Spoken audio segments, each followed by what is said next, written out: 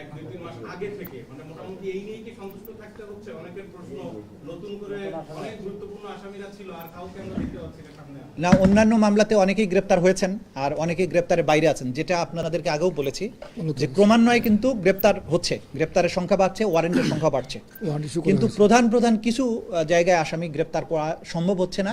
সেটা আইন শৃঙ্খলা রক্ষাকারী বাহিনী জানেন যে কেন সম্ভব হচ্ছে না। আমরা আশা করছি খুব সহসাই অনেক হেভিওয়েট আসামি যেগুলো আছে সেগুলো আস্তে আস্তে ধরা পড়ে যাবে এবং তারা বিচারের মুখোমুখি হবেন।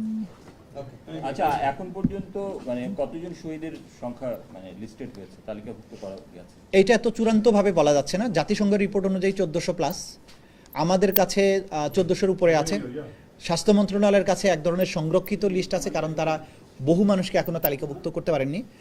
তো 1500+ এখন পর্যন্ত আমাদের কাছে তথ্য আছে। এটা ক্রমান্বয়ে বাড়বে বলে আমরা ধারণা করছি। Thank you.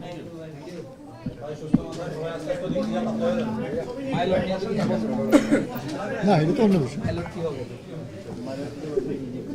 তো অন্য বিষয় হয়েছে।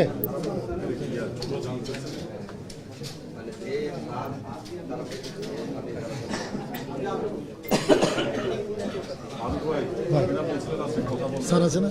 স্যার থাকতে আমি কথা বলবো না, সিনিয়র থাকতে আমি বলবো, আমাদের চিফ স্যার আছে।